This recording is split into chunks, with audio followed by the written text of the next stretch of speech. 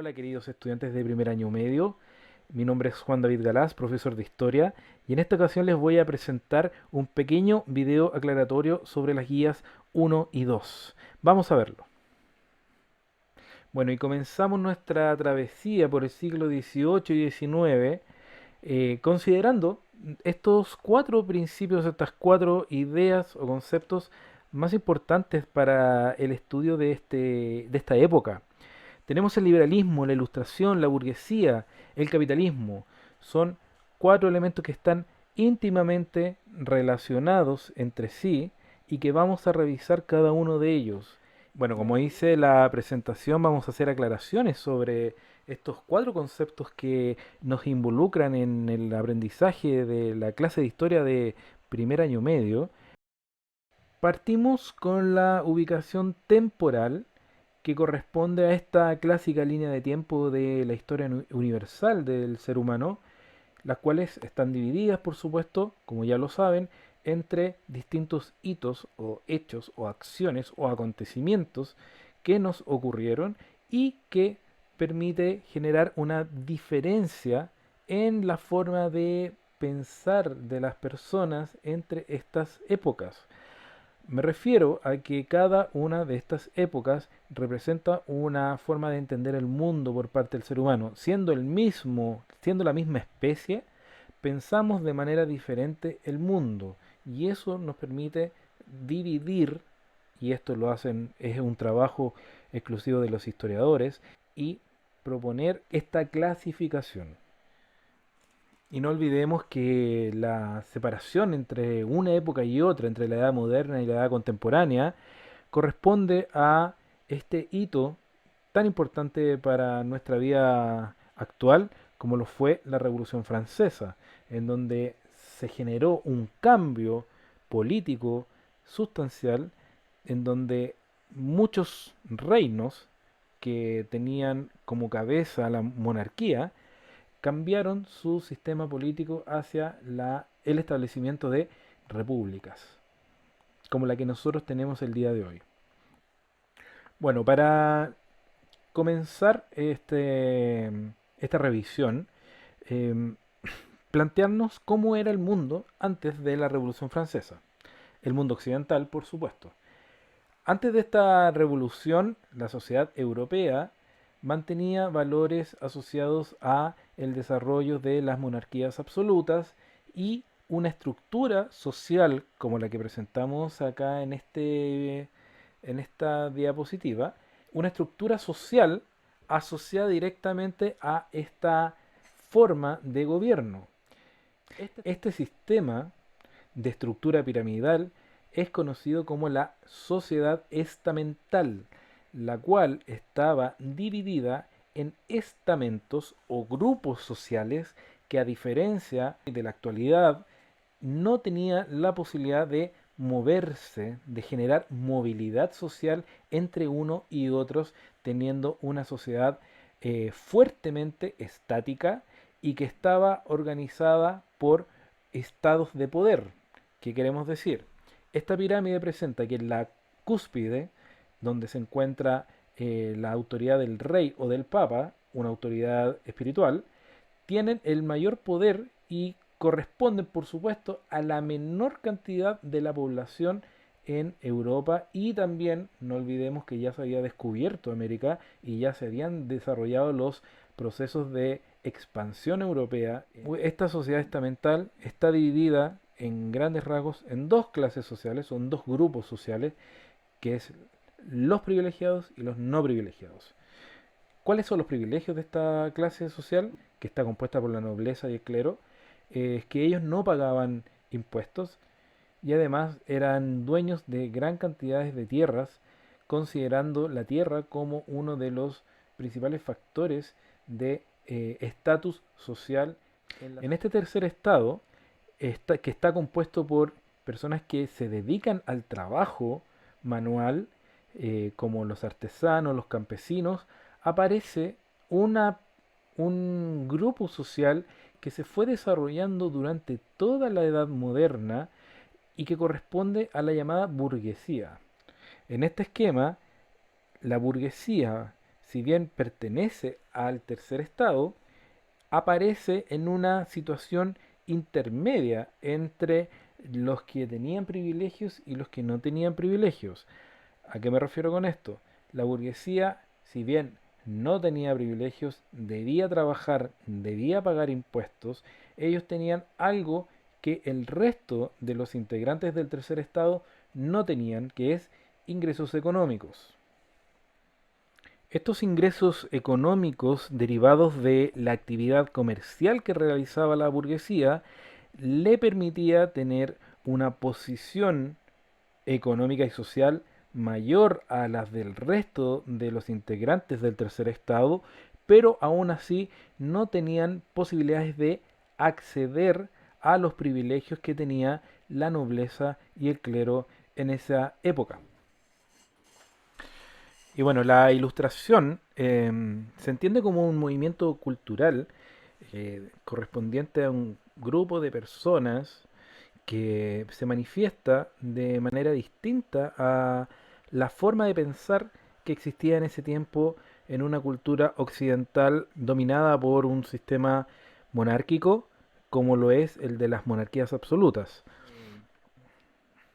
La ilustración entonces se presenta como el motor del cambio cultural, sobre todo porque va en contra y está criticando constantemente a esta estructura tradicional de orden social, como lo es la sociedad estamental, asociado a los derechos que tienen cierto grupo de personas por sobre otras. Y es acá en donde la ilustración presenta sus credenciales, que es la importancia de la libertad del individuo y la igualdad de un individuo con respecto de otro.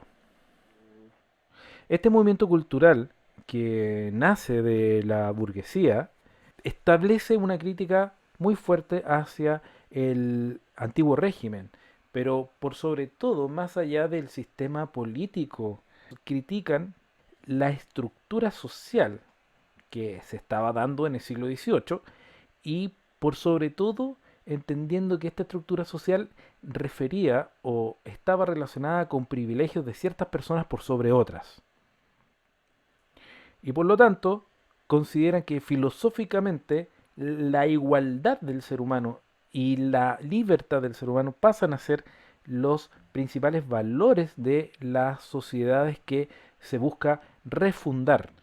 Aparte de estos dos principios, también la ilustración propone una visión filosófica en el cual plantea que el uso de la razón va a hacer que las sociedades sean cada vez mejores. Como vemos, la visión filosófica de la ilustración tiende a alejarse de los principios religiosos que operaban en esa época. Otro concepto importante, no olvidemos que todos estos conceptos están directamente relacionados unos con otros, es la idea del liberalismo. Y en este caso, entendemos al liberalismo no como un grupo de personas, no como un movimiento cultural, sino que el liberalismo es algo mucho más amplio y que se entiende como una doctrina o una forma de entender la existencia del ser humano. Podríamos decir que es una ideología que comprende no solamente elementos filosóficos, sino que desde la filosofía se desprenden la economía, la forma de ver la sociedad, la forma de ver la política, la cultura, etcétera. Y según lo que muestra el esquema, es que este liberalismo, esta forma de entender el mundo, propone una visión completamente distinta a lo que se entendía como orden social anteriormente. ¿A qué me refiero con esto? Que para el liberalismo el centro de la experiencia del ser humano debe estar radicada en la libertad del individuo. Esta ideología que instala por sobre todos los valores la libertad del ser humano, presenta en distintas dimensiones una misma característica. Por ejemplo, considera que el ser humano, en tanto ser único, está por sobre todo aspecto y objetivo colectivo. Y como derecho más relevante, es, es su libertad en distintos ámbitos, como la asociación, libertad de pensamiento, prensa, libertad de derechos de distintos índoles como el de la propiedad, etcétera. Y aparte de este concepto de libertad, es que aflora otra idea que es una de las más relevantes y que se mantiene hasta el día de hoy, que corresponde al concepto de igualdad. Es decir, todos los seres humanos nacen iguales en derechos, no habiendo posibilidades de que el derecho de una persona u otra estén relacionadas con su estatus social o del lugar de donde haya nacido, como lo era en la sociedad estamental anterior. Otro elemento muy importante con respecto al liberalismo es que declara que la libertad es un derecho y este derecho además debe ser consagrado en distintos cuerpos legales y debe estar protegido por la ley. El liberalismo desde sus principios tiene dos elementos que son trascendentales para entender nuestra propia sociedad. Primero, el liberalismo político que establece, en base a esta visión de libertad del ser humano, que las personas y las organizaciones tienen el derecho de elegir a sus propios representantes, es decir, esta teoría del poder consiste en que el pueblo le entrega el poder a personas que el mismo pueblo elige. De ahí es de donde nace la necesidad de escribir una carta constitucional para establecer derechos y deberes de cada una de las personas. En términos políticos también el ciudadano pasa a reemplazar el estatus anterior que era el de súbdito. Es desde el liberalismo político y sus principios es donde subyacen muchos elementos que nosotros ocupamos en nuestra propia política actual, como por ejemplo el sufragio universal, el derecho de los pueblos a elaborar periódicamente sus propias constituciones y además la separación de los poderes del Estado como uno de los elementos de posibilidad de limitar el poder de las personas que pudieran posiblemente ir en contra de los mismos principios y derechos de las personas.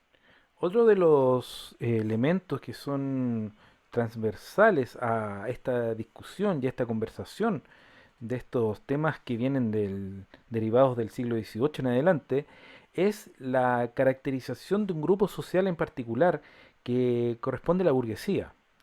La burguesía históricamente es un grupo social que se va desarrollando desde finales de la Edad Media y que tiene como una característica esencial que se comienza a desprender de los grupos campesinos y de las personas que desarrollaban labores manuales y se especializan en el desarrollo del comercio, entendiendo que en la Edad Media el desarrollo de esta actividad era bastante precario. Estos burgueses comenzaron a lentamente amasar una cantidad muy importante de fortuna que les permitía ser parte de un grupo social en particular, como lo habíamos visto al comienzo, pero tener bastantes diferencias con su propio grupo al cual pertenecían, que era el de los no privilegiados. En este sentido, para la burguesía, el desarrollo de la meritocracia, que eso corresponde al ascenso, por lo general, de grupos sociales en base a los méritos que tienen desarrollando su trabajo, le permite a este grupo comprender y entender que el trabajo y el desarrollo de la actividad comercial comienzan a ser importantes en la vida del ser humano en esta época. Por otro lado, la burguesía como grupo social propone la necesidad de que existan condiciones para ejercer la libertad del individuo en distintas áreas de la vida social. Libertad de expresión, libertad de prensa, libertad de trabajo, de reunión, de propiedad. Son los valores y principios que siguen este grupo social. Por otro lado, es como este grupo está vinculado directamente a la actividad económica, es que propician e impulsan el libre mercado, el capitalismo y la libertad de empresa. Es decir, de aquí en adelante, desde el siglo XIX, XVIII, XIX, comienzan las primeras sociedades anónimas que tienen como objetivo generar riquezas a través de un trabajo o el ejercicio de algún tipo de servicio. Y así vemos que el liberalismo de alguna forma se encarna en este grupo social que es la burguesía y propone y establece visiones distintas de cómo entender la economía, de cómo entender la política, la sociedad, desde fines del siglo XVIII y comienzos del siglo XIX. Y así es como económicamente se consagra un sistema llamado capitalismo que viene de la mano con este grupo social que es la burguesía y comienza a tener éxitos en términos de desarrollo de ideas primero y posteriormente instalado ya como una visión económica en el mundo. El principio del capitalismo está relacionado principalmente con la visión económica de desarrollar una actividad comercial y obtener lucro de esta actividad y permitirse generar un capital que permita realizar otras actividades comerciales y, bueno, como características del capitalismo, vemos en este esquema que el principio más importante y el objetivo más relevante es lograr el máximo beneficio económico de las empresas. Es decir, el capitalismo, a través de la burguesía como grupo social, se instala como sistema económico en la sociedad occidental.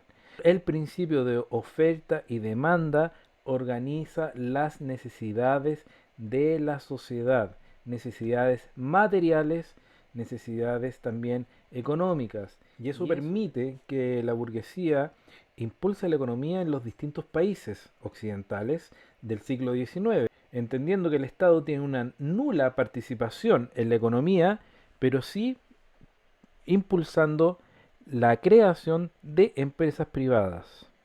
Bueno, entonces entendemos al capitalismo en términos generales como un sistema económico basado en el impulso individual de la empresa privada, la cual obtiene beneficios a través de el ofrecimiento de servicios para satisfacer necesidades de las sociedades.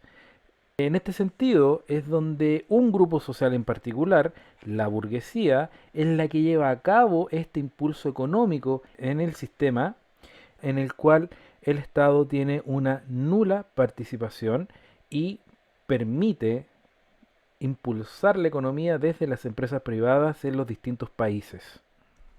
Y bueno, queridos estudiantes, damos por finalizada esta pequeña presentación sobre los conceptos más relevantes tratados en las guías 1 y 2. No olviden liberalismo, capitalismo, burguesía, ilustración. Los cuatro conceptos están íntimamente relacionados entre ellos, sobre todo porque uno de ellos, un grupo social en particular, lleva adelante todos estos principios durante el siglo XIX y se proyectan hasta el siglo XX y lo podemos constatar nosotros en nuestra actualidad. Que estén muy bien, nos vemos pronto. Saludos.